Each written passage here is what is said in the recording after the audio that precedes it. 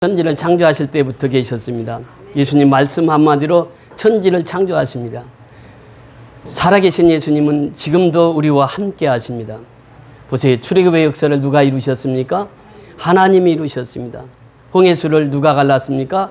하나님이 가르셨습니다. 모세가 그 홍해수 앞에서 그 이스라엘 백성들에게 선포합니다. 너희들은 오늘날 가만히 서서 하나님이 행하시는 구원을 보라. 그러니까 홍해수를 가르신 분이 누구라고요? 모세가 아니라 하나님이 가르셨다고 하는 것이에요. 보세요. 창조의 역사는 계속해서 이루어집니다. 이제 요단강에 들 때도 법궤를 앞세워서 들어갑니다. 요단에 들라라고 하는 여호수아의 명령 속에 제사장들이 요단을 들어요. 요단강이 밟으니까 요단강이 어떻게 됐습니까? 홍해수와 같이 쫙 갈라졌습니다. 하나님의 살아계시는 분 지금도 똑같이 역사하신다고 하는 거예요. 또 여리고성을 돌 때도 어떻게 했습니까?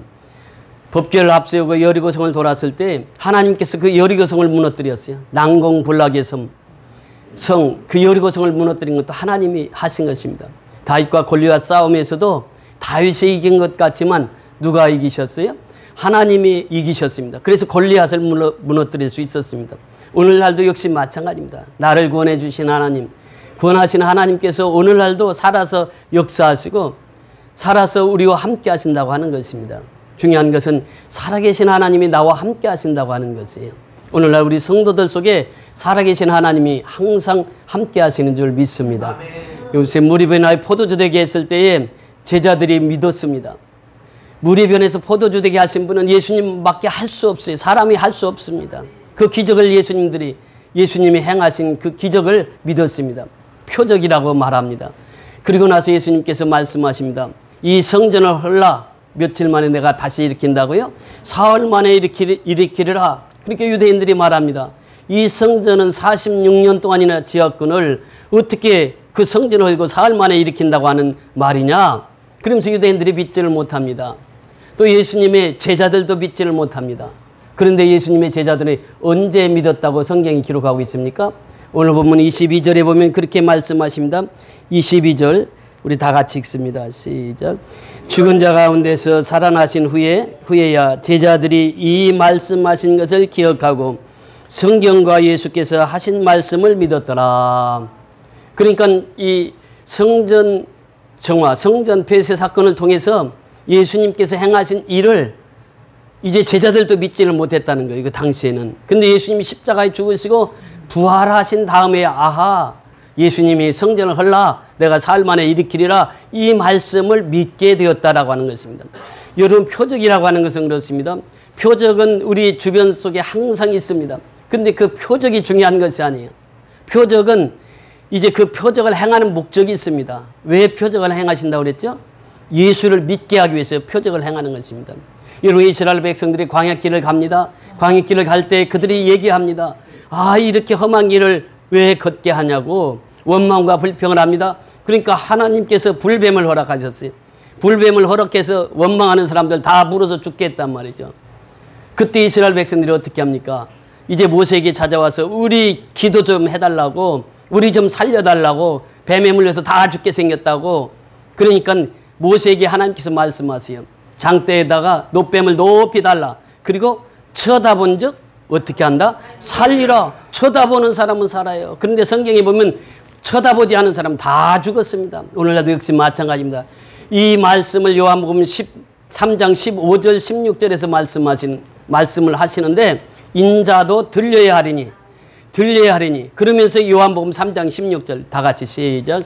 하나님이 세상을 이처럼 사랑하사 독생자를 주셨으니 이는 저를 믿는 자마다 멸망치 않고 영생을 얻게 하려 하심이라. 그것입니다. 인자가 들려야 된다는 거예요. 그러니까 이제 구약에서 쳐다본 적 살리라고 하는 것은 십자가의 사건을 두고 말하는 것이에요. 오늘날도 누구든지 십자가를 바라보는 사람은 살아요. 그러나 십자가 없는 사람은 영원히 살 수가 없다라고 하는 것입니다. 그게 십자가가 핵심이에요. 십자가의 핵심은 무엇입니까? 예수의 피입니다. 예수의 피를 통해서 모든 죄를 사함받고 천국 백성으로 살아가게 되는 것이에요. 자, 이 표적을 행했다라고 하는데 예수님께서 이제 예루살렘에 올라가셨습니다. 올라가셔서 예루살렘에 10만 정도 사는데 6월절이 되면 5배가 더 많아요. 그러니까 50만입니다. 50만이면 지금 호텔, 모텔 다 해도 그 인원을 수용할 수가 없어요. 그러니까 어떻게 했어요?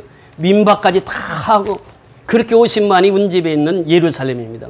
그런데 이 유월절만 있는 게 아니에요. 또 연달아서 무교절이 있습니다. 그리고 성경학자들이 얘기하기를 예루살렘에서 적어도 3주는 있었을 것이다, 예수님이. 21일 정도는 있었다라고 하는 거예요. 자, 바로 그 밑에 23절을 보십니다. 23절 시작. 유월절에 예수께서 예루살렘에 계시니 많은 사람이 그의 행하시는 표적을 보고 그의 이름을 믿었으나, 표적을 보았단 말이죠. 그 유월절 그 피를 믿는 자마다 다 살게 되잖아요. 우리가 조금 전에 불렀던 찬송가 그랬잖아요. 유월절 그 피를 보면 다 살아나는 거예요. 그 피값으로 살아났단 말이죠. 그 유월절이 지나고 무교절이 지나고 또 예수님께서는 그곳에서 많은 표적을 행하셨단 말이죠. 이제 병든 자들 치료하시고 그 역사를 이루고 표적을 행하셨을 때 많은 사람이 어떻게 했다고요? 믿었으나, 그래, 믿었으나. 자, 그 다음 구절 보십니다. 24절 시작. 예수는 그의 몸을 그들에게 의탁하지 아니하셨으니 이는 친히 모든 사람들을 아심이요. 자, 그 몸을 어떻게 했다고요? 그들에게 의탁하지 아니하였으나, 여기서는 피스티스라고 하는 말을 사용하고 있습니다. 의탁하지 않았으나, 믿지를 않았으나 그런 뜻이에요. 그 사람들을 믿지 않았어요. 예수님께서 표적을 행하시고 믿음으로 예수님 앞에 나온 그 사람들을 예수님은 믿지를 않았어요. 왜 믿지를 않았다고요? 그 보면은 그렇게 말씀하십니다. 이는 친히 모든 사람을 아심이요, 그래요. 그 표적을 보고 믿었는데 믿는 사람은 예수님이 믿지를 않아요. 그러니까 사람은 믿음의 대상이 될 수 없다고 하는 것입니다. 우리의 믿음의 대상은 오직 누구예요? 예수밖에 없는 예수. 예수님만 믿음의 대상이요. 사람은 믿음의 대상이 아닙니다. 저를 믿어서는 아니 돼요. 제가 섬기는 예수를 믿어야지 제 자신, 목사를 믿어서도 안 돼요. 그러니까 이 사람을 믿어서는 안 된단 말이죠. 예수님은 사람의 속을 너무 잘 알아요. 그래서 성경은 우리에게 말씀하십니다. 겉사람과 속사람에 대해서 말씀하시는데, 그러므로 우리가 낙심하지 아니하노니 우리의 겉사람은 낡아지나 우리의 속사람은 날로 새롭도다. 우리가 잠시 받는 환난이 경한 것이 지극히 크고 영원한 영광이 중요한 것을 우리에게 이루게 함이니, 우리가 주목하는 것은 보이는 것이 아니요 보이지 않는 것이니, 보이지 않는 것은 잠깐이요 보이는 것은 잠깐이요 보이지 않는 것은 영원함이라. 보이는 것은 잠깐입니다. 63빌딩이 높고 또 롯데가 몇 층이죠? 그 롯데 월드 120층이요? 102층이 128층이요? 하여튼 그 빌딩도 무너지게 돼 있어요. 언제든지. 그 영원한 것이 없습니다. 지구 새 아래는 영원한 것이 없어요. 그런데 보이지 않는 영생은 어때요? 영원하단 말이에요. 영원하다. 사람은 겉사람이 있고 속사람이 있어요. 그러니까 사람은 보통 겉사람만 보고 살아갑니다. 겉사람은 언젠가는 죽어요. 우리 피아노 반주하는 양남수 권사님 아버님이 어제 그제 소천하셨잖아요. 장례식장에 갔다 왔는데 사람은 언제나 죽습니다. 그래서 한 번 죽는 것은 사람에게 정하신 것이요. 그 외에는 심판이 있으리니 그래요. 죽음이라고 하는 것은 누구 앞이나 다 와요. 우리 이영희 권사님 시아버님 소천하실 때 서울대병원에서 소천하셨어요. 간암 말기였습니다. 그때 이 간암 말기가 되면 피를 입으로 토하고 항문으로 토하고, 그러니까 피가 범벅이에요. 그런데 그때 제가 신방 가려고 가방 들고 이제 나가는데 전화가 와요. 전화를 받고 갈까 그냥 갈까 받았어요. 그랬더니 그 김성근 형제가 전화가 왔어요. 아버지 5시까지밖에 못 산대요. 목사님 오셔서 세례 주세요. 세례 받기를 원해요, 아버지가. 그래서 이제 마지막 이제 5시까지 못 산다고 하는 의사의 판단을 받고, 그분이 결정한 것이 뭐냐? 내가 세례 받고 가야 되겠다. 그래서 이제 저를 부르는 거예요. 택시를 타고 서울대병원 갔더니 그때 이제 옷을 다 갈아입으시고 이제 새 옷으로 세례 받기 위해서 새 옷을 다 입었는데 이제 마지막 손을 끼고 계시더라고. 그때 이제 미국에서 자녀들도 오고 이제 다 와가지고 이제 임종을 맞이하는데, 그때 제가 이제 거기 가서 주는 그리스도시여 살아계신 하나님의 아들이심을 믿습니까? 그러니까 대답을 하시는 거예요. 아멘하고. 그래서 이제 세례를 주었습니다. 세례를 주고 제가 이제 차 타고 교회 딱 오는데 교회 오니까 전화가 왔어요. 아버님 소천하셨다고. 그러니까 소천하시기 직전에 세례를 받고 소천하셨습니다. 그 남편 그 김선호 형제, 지금도 김선호 형제가 선물한 넥타이를 지금 계속 간직하고 있는데 그 형제가 참 잘했어요. 우리 교회에게도 잘했고 저한테 특별히 목사님 가정에게 그렇게 잘했습니다. 스키도 겨울만 되면 타게 했고 그 스키도 그 형제 때문에 배우게 된 거예요. 그 형제도 그날따라 신방을 가고 싶은 거예요. 가서 이제 신방하고 그날도 아주 전혀 통증이 전혀 없었습니다. 암말기인데도 전혀 통증이 없이 그 예배를 잘 드렸어요. 그리고 교회 와서 제가 여기 발산역에 있는 다이소 가려고 이제 거기 다이소 이제 거의 도착했는데 전화가 왔어요. 이영희 권사님한테 전화가 왔어요. 근데 아무 소리를 안 해요. 대답을 안 해요. 그래서 여보세요 해도 대답을 안 해요. 그러니까 간호사가 전화를 받아요. 김선우 형제 지금 소천했습니다. 소천하기 바로 2시간 전에 가서 임종 예배를 드리고 왔습니다. 이 사람은요 누구나 다 죽게 되는 거예요. 중요한 것은 뭐냐? 마지막 순간이라도 예수를 믿으면 그 사람 천국 백성이 되는 거예요. 그러니까 천국 백성이 되어서 천국 간다고 하는 것은 우리가 이 땅에서 어떤 것을 가진 것보다도 가장 귀한 것입니다. 그러니까 믿음이 그렇게 중요한데 믿지를 않아요. 예수님이 사람들을 믿지를 않아요. 왜 믿지를 않았느냐? 사람 속에는요 만물보다 거짓된 거 부패된 것이 사람의 마음이에요. 그러니까 예레미야서 17장 8절에 보니까 만물보다도 부패한 게 사람의 마음이라. 그 사람은 요지부동이라 이게. 그러니까 예수님이 사람을 믿지 않으셨어요. 자, 25절 또 내려가서 보세요. 25절 시작. 또 사람에 대하여 누구의 증언도 받으실 필요가 없었으니 이는 그가 친히 사람의 속에 있는 것을 아셨습니다. 사람의 속이 그렇다니까요. 만물보다도 심히 부패한 것이 사람의 속이라. 저는 시골에서 돼지를 키웠습니다. 돼지를 키울 때마다 어머니가 얘기해요. 영희야, 저기 돼지 구죽물 작대기로 휘휘 젖어서 그 돼지에다 밥 주라 그래요. 그러면 이제 구죽물이 그 밥 먹고 찌꺼기를 다 구죽물에다 다 버립니다. 그러면 거기가 이제 그게 돼지밥이 되는 거죠. 근데 가만히 있을 때는 위에가 맑게 잘 안 보여. 근데 지게 작대기 놓고 확 젖으면 어떻게 돼요?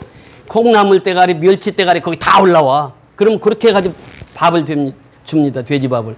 즉 성경을 읽으면서 뭘 깨달았냐면 인간의 마음이 그렇다는 거예요. 겉에서 보기는 저 우리 깨끗한 옷 입고 양복 입고 이렇게 주님 앞에 나오니까 다 똑같은 깨끗한 사람인 것 같이 보이지만 속은 어때요? 심히 부패된 것이 인간의 마음이라는 거예요. 예수님은 그 속을 다 알아요. 그래서 사람을 의지하지 않아요. 사람을 믿지 않았어요. 그러니까 우리의 믿음의 대상은 오직 누구라고요? 예수란 말이에요. 예수. 예수밖에는 믿음의 대상이 없다는 것입니다. 그래서 오늘 성경은 우리에게 그 말씀을 하십니다. 이제 속사람과 겉사람이 있고 이 겉사람이 살아가는 것은 성령에 의지하지 않으면 이제 그 속사람이 변화될 수가 없고 변화된 삶을 살아갈 수가 없다는 것이에요. 우리 갈라디아서 한번 보십니다. 갈라디아서 5장 16절부터 24절까지 같이 보십니다.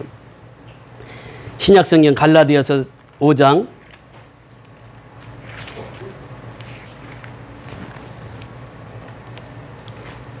16절에서 24절까지.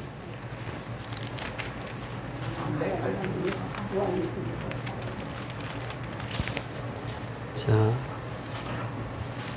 308면 308페이지 16절부터 24절까지 우리 다 같이 읽습니다. 갈라디아서 5장 16절부터 24절까지 시작. 내가 이르노니 너희는 성령을 따라 행하라. 그리하면 육체의 욕심을 이루지 아니하리라. 육체의 소욕은 성령을 거스리고 성령은 육체를 거스르나니 이 둘이 서로 대적함으로 너희가 원하는 것을 하지 못하게 하려 함이라. 너희가 만일 성도의 인도하시는 바가 되면 율법 아래 있지 아니하리라.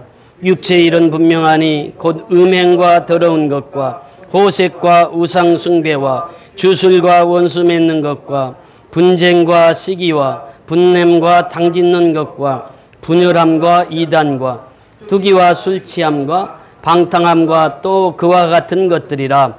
전에 너희에게 경계한 것 같이 경계하노니 이런 일을 하는 자들은 하나님의 나라를 유업으로 받지 못할 것이요 오직 성령의 열매는 사랑과 희락과 화평과 오래 참음과 자비와 양선과 충성과 온유와 절제니 이 같은 것을 금지할 법이 없느니라. 그리스도 예수의 사람들은 육체와 함께 그 정욕과 탐심을 십자가에 못 박았느니라. 아멘. 육체의 욕심은요 끝이 없습니다. 육체의 영광은 끝이 없습니다. 육체는 계속 높아지려고 하는 것이 육체의 욕심이에요. 우리가 이제 총선이 다가오는데 구의원이 되면 뭐가 되고 싶어요? 시의원이 되고 싶어요. 시의원이 되면 뭐가 되고 싶어요? 국회의원이 되고 싶어요. 국회의원이 되면 또 뭐가 되고 싶어요? 대통령이 되고 싶은 거예요. 끝이 없습니다. 이게 인간의 욕심이라는 끝이 없어요. 그래서 성경에 갈라디아서 5장 16절에 보니까 그렇게 말씀하세요. 내가 이르노니 너희는 누구를 따라 행하라? 성령을 따라 행하라 그 말이에요. 성령을 따라. 성령을 따라 행하지 않으면 누구를 따르는 거예요? 육체를 따르는 거예요. 그래서 그리하면 육체의 욕심을 이루지 아니하리라. 육체의 소욕은 성령을 거스리고 성령은 육체를 거스리나니 이 둘이 서로 대적함으로 너희가 원하는 것을 하지 못하게 하려 함이니. 그렇습니다. 우리가 교회를 오는 것도요. 그 마귀의 역사는 이렇게 추운 겨울날 뭘 교회를 가려고 하느냐. 이게 마귀의 역사예요. 그래서 성령의 역사는 어떻습니까? 그래도 가야지. 눈이 와도 비가 와도 가서 예배는 드려야지. 이게 성령의 역사란 말이죠. 그 성령의 소욕과 육체의 소욕은 정반대라 말이죠. 그러니까 우리가 육체의 소욕에 따라 사는 사람들은 이 사람들은 하나님의 나라를 뭐라고요? 유업으로 유업으로 받지 못한다 그랬습니다. 그러니까 육체의 욕심 따라 사는 사람은 하나님의 나라에 들어갈 수 없다는 거예요. 그럼 오직 성령의 열매는 뭐라고 말씀하십니까? 첫째는 사랑과 희락과 또 뭐라고 말씀하십니까? 화평이에요. 사랑과 희락과 화평입니다. 그 다음에 또 뭐라고 말씀하십니까? 오래 참음과 자비와 양선, 그 다음에 충성과 온유와 절제. 이게 성령의 9가지 열매예요. 그리고 우리가 살아가면서 이 성령의 9가지 열매를 주렁주렁 맺고 살아야 육체의 소욕을 따르지 않는다고 하는 것입니다. 그래서 우리는 성령의 사람이 되어야 된다는 거예요. 성령의 사람이 되면 이제 육체의 소욕을 이길 수가 있다고 하는 거예요. 그래서 올해 한 해를 돌이켜보면서 한 해를 시작하면서 어떻게 시작해야 될 것인가. 첫째는요. 온전한 믿음을 갖자고 하는 거예요. 온전한 믿음.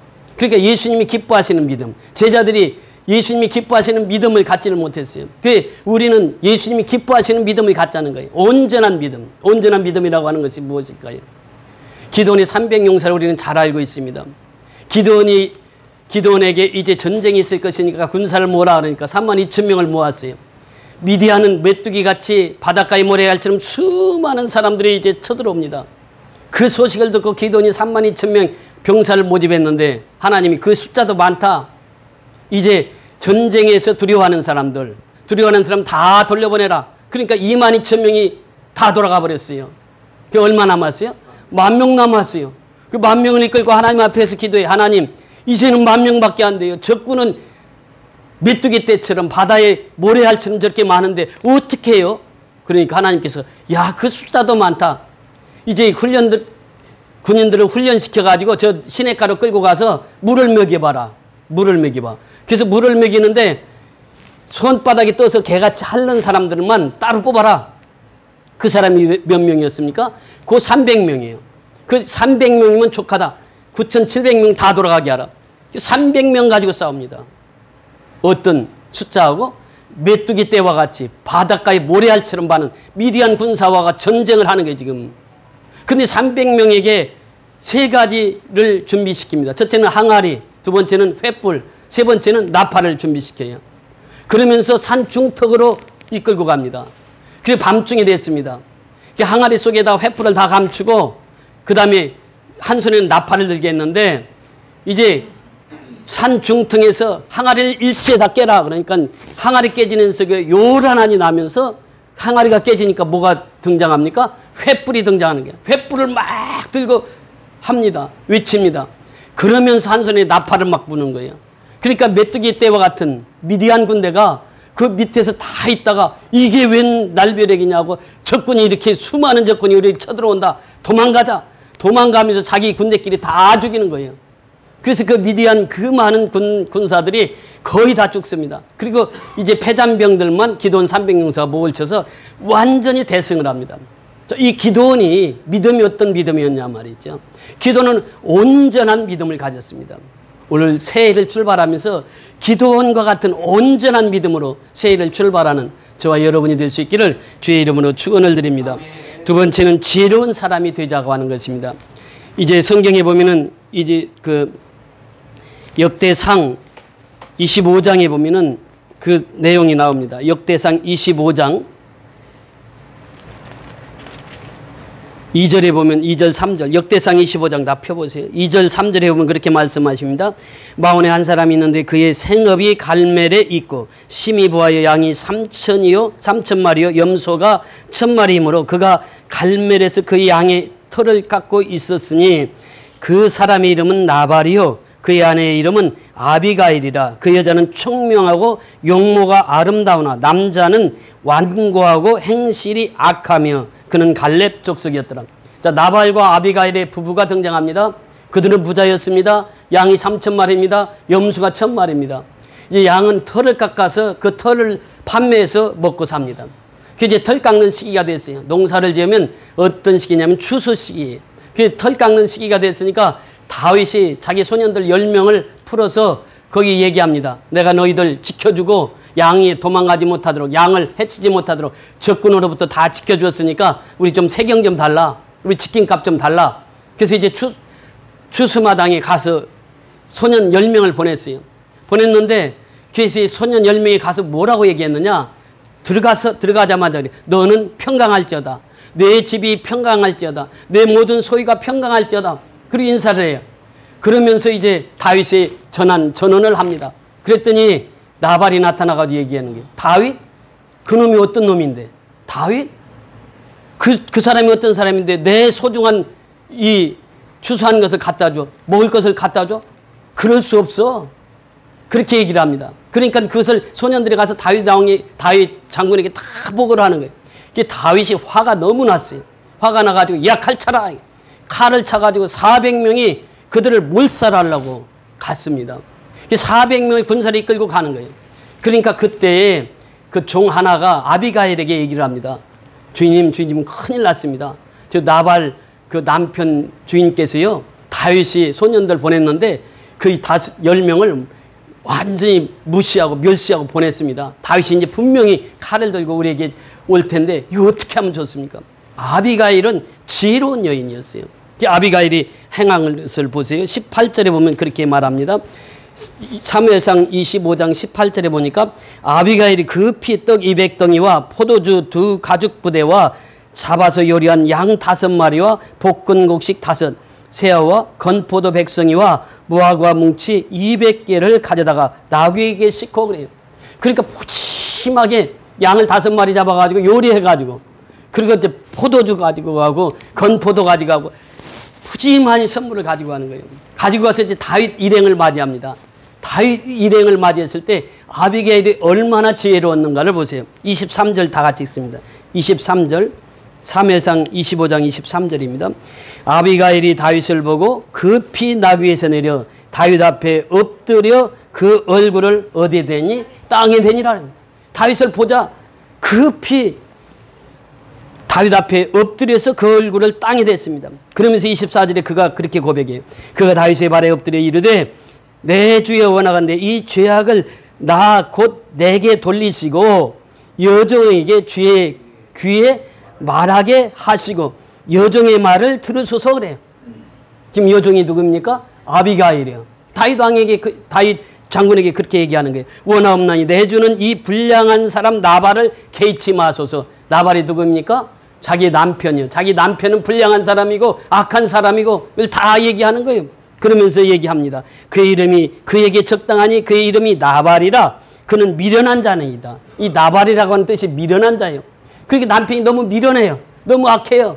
그러니까 그 남편 행한 거 이거 다 잊어버리세요. 그리고 제가 하는 말 들으소서. 그러면서 하는 말이 26절에 그렇게 말씀하십니다. 내 주 여호와께서 살아계심을 두고 맹세하노니 내 주도 살아계시거니와 내 주의 손으로 피를 흘려 친히 보복하시는 일을 여호와께서 막으셨으니 내 주의 원수들과 내 주를 헤아려 하는 자들은 나발과 같이 되기를 원하나이다. 하나님의 사람을 대적하는 사람은 나발과 같이 되기를 원하나이다. 그러면서 하는 말이 여종이 내 주께 가져온 이 예물을 내 주를 따르는 이 소년들에게 주게 하시고 그리고 예물을 다 풀어버려요. 그리고 이제 다윗의 군사들에게 다 그 예물을 다 풉니다. 그러면서 28절에 보니까 주의 여정이 허물을 용서하여 주옵소서. 여호와께서 반드시 내 주를 위하여 든든한 집을 세우시리니 이는 내 주께서 여호와의 싸움을 싸우시며 내 주의 일생에 내 주께서 악한 일을 찾을 수 없음이니이다. 사람이 일어나서 내 주를 쫓아 내 주의 생명을 찾을지라도 내 주의 생명은 내 주 하나님 여호와와 함께 생명싸개 속에 쌓였을 것이요 내 주의 원수들의 생명은 물매로 던지듯 여호와께서 그것을 던지시리이다. 하나님께서 당신의 생명을 생명싸게 싸고 계시지 않습니까? 그 원수들은 다 하나님 버리실 거예요. 여호와께서 내 주에 대하여 하신 말씀대로 모든 선을 내 주에게 행하사 내 주 이스라엘 지도자로 세우실 때에 이제 다윗 당신은 이제 이스라엘의 임금이 되고 왕이 될 텐데 지도자가 될 텐데 이런 나발한테 그 피를 흘려서 되겠습니까? 그런 의미예요. 그러면서 31절에 보니까 그렇게 말씀하십니다. 내 주께서 무지한 피를 흘리셨다든지 내 주께서 친히 보복하셨다든지 함으로 말미암아 슬퍼하실 것도 없고 내 주의 마음에 걸리는 것도 없으시리니 다만 여호와께서 내 주를 후대하실 때에 원컨대 내 주의 여종을 생각하소서 하니라. 아비가일이 얼마나 지혜롭습니까? 아니 다윗 장군 당신은 왕이 될 사람인데 그 멍청한 내 남편 하나 죽여가지고 그 피 흘리면은 그 왕으로 됐을 때 얼마나 그게 또 흠이 잡힙니까? 그럴 필요 없습니다. 그 멍청한 놈대로 내비두고요. 그러면서 이 다윗을 설득하기 시작하는 거예요. 그 다윗의 반응이 31절, 32절에 나옵니다. 아주 중요한 말씀이에요. 같이 보십니다. 32절, 33절. 시작. 다윗이 아비가일에게 이르되 오늘 너를 보내어 나를 영접하게 하신 이스라엘의 하나님 여호와를 찬송할지어다. 또 내 지혜를 칭찬할지며 또 내게 복이 있을지로다. 오늘 내가 피를 흘린 것과 친히 복수하는 것을 내가 막았느니라. 누가 막았느니라? 아비가일이 내가 막았느니라 그래요. 아비가일이 없었으면 어떻게 했어요? 400명 데리고 가서 그 나발과 아비가일 그 가족을 전몰시켰을 거예요. 다윗은요 용맹스러운 장수였습니다. 그런데 그 길을 아비가일이 막았어요. 그러면서 아비가일에게 그 얘기를 합니다. 내 지혜를 칭찬할지며. 그러니까 우리가 새해는요 지혜로 살아가요. 아비가일의 지혜로 말미암아 나발의 온 가족이 다 살았습니다. 사실 이 사건으로 해서 나발은 곧 죽습니다. 그 아비가일이 다윗의 이 처로 들어가게 되는데 아비가일은 지혜로운 사람이었어요. 새해를 맞이해서 우리가 신앙생활이라고 하는 것은 지혜로운 사람이 되어야 된다는 거예요. 그게 온전한 믿음과 지혜로운 사람이 되자고 하는 것입니다. 그리고 마지막 한 가지만 더 보십니다. 여기는 다 같이 찾아보십니다. 출애굽기 17장입니다. 오늘 성경 말씀을 들으신 분들은 이 말씀 들으셨을 거예요. 출애굽기 17장 8절부터 16절입니다. 오늘 성경 말씀입니다. 8절부터 16절.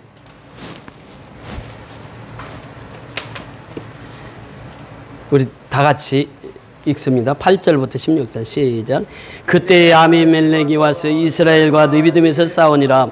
모세가 여호수아에게 이르되 우리를 위하여 사람들을 택하여 나가서 아멜렉과 싸우라. 내일 내가 하나님의 지팡이를 손에 잡고 산 꼭대기에 서리라. 여호수아가 모세의 말대로 행하여 아멜렉과 싸우고 모세와 아론과 훌은 산 꼭대기에 올라가서 모세가 손을 들면 이스라엘이 이기고 손을 내리면 아멜렉이 이기더니 모세의 팔이 피곤함에 그들이 돌을 가져다가 모세의 아래로 놓아 그가 그 위에 앉게 하고 아론과 훌이 한 사람은 이쪽에서 한 사람은 저쪽에서 모세의 손을 붙들어 올렸더니 그 손이 해가 지도록 내려오지 아니한지라. 여호수아가 칼날로 아멜렉과 그 백성을 쳐서 무찌르느니라.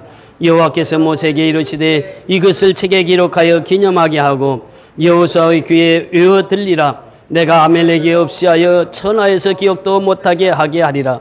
모세가 제단을 쌓고 그 이름을 여호와 니시라 하고 이르되 여호와께서 맹세하시기를 여호와가 아멜렉과 더불어 대대로 싸우리라 하셨다 하니라. 아멘.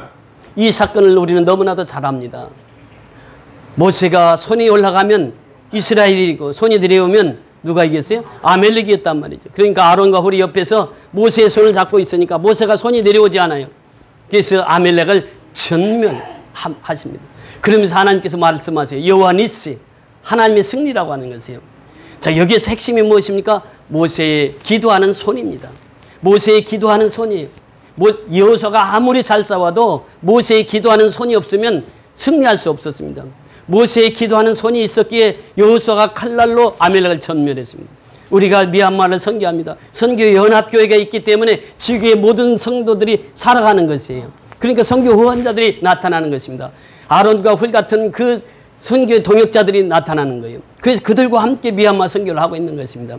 그 새해는 무엇보다도 모세의 손을 우리가 기억하고 기도하는 사람이 되자고 하는 것입니다. 그래서 우리가 예수님을 기쁘시게 하는 삶은 첫째는 온전한 믿음이요. 누구처럼 온전한 믿음을 갖자? 기도원처럼 온전한 믿음을 갖자고 하는 거예요. 두 번째는 아비게일처럼 지혜로운 사람이 되자고 하는 거예요. 세 번째는 뭐라고요? 모세의 손이 올라갔을 때 승리했던 것처럼 모세의 기도가 그렇게 중요했다고 하는 것입니다. 그 기도를 통해서 하나님 역사를 이루신 거예요. 그러니까 올 한 해는 우리가 승리하는 길은 다른 길이 없어요. 모세의 손이 올라가면 같이 모세의 손을 붙들어주는 자가 있어야 돼요. 그리고 이제 여호수아처럼 싸우는 자들이 있고, 그래서 영적인 전투에서 승리할 수 있게 되는 줄 믿습니다. 우리가 샬롬 교회가 지금 그 카렌족으로 구성되어 있습니다. 카렌족이라고 하는 것은 태국을 국경으로 하고 있는 그 지역에 있는 그 사람들입니다. 그 부족들 중에는 이와나라고 하는 가수가 있습니다. 지금 한 17, 18살 됐을 텐데 아버지가 구테타군에게 소천하고, 아버지가 유명한 가수였습니다. 카렌족 유명한 가수였는데 그 사고로 죽었어요. 그리고 어머니가 한국에 와서 살다가 2년 전인가 암으로 또 소천했습니다. 그러니까 이와나라고 하는 17인가 18 되는 이 소녀가 가장이에요. 자기 동생들 둘인가 있고, 키우면서 그 친구가 이제 양 어머니가 있는데 그분이 교회 성가대 대장입니다. 여자분이신데 그분이 이제 이와나를 어렸을 때부터 교회를 인도해서 지금은 이제 찬송을 하면서 그 하나님 앞에 영광을 돌리고 있어요. 그러니까 가수로서 찬송하면서 아주 널리 알려져 있습니다. 그래서 제가 카톡에도 한번 보냈더니 그 샬롬 교회를 건축했던 그 교수님이 연락이 왔어요. 이와나 제가 찾아서 한번 꼭 보겠습니다. 그러면서 제가 그 교회를 볼 때마다 바닥에 카페트가 안 깔려가지고 카페트 까는데 가격이 얼마인지 알아봐 달라고 그렇게 연락이 왔어요. 이분은 그 남편이 항암 의사였는데 그분이 이제 저를 만나서 1년 동안 같이 기도하다가 소천하셨어요. 이제 이분도 의대 간호학과 학장이었습니다. 그 교수로 있을 때 그 질문을 하시는 거예요. 목사님, 남편이 이렇게 아픈데 내가 학장직을 계속 유지하면은 남편 간호가 힘듭니다. 학장직을 계속 유지하는 것이 하나님의 뜻입니까? 이렇게 질문하더라고요. 그래서 제가 바로 답변했어요.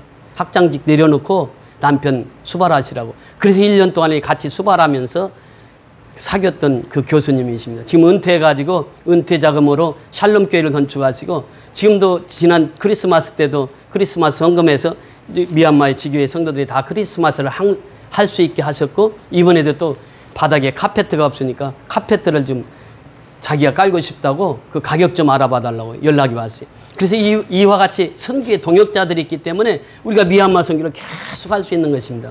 그러니까 우리가 모세의 손이 올라갈 때에 아멜렉을 다 진멸했던 것처럼 우리가 하나님 앞에 기도할 때에 선교의 동역자들이 함께 하시는 거예요.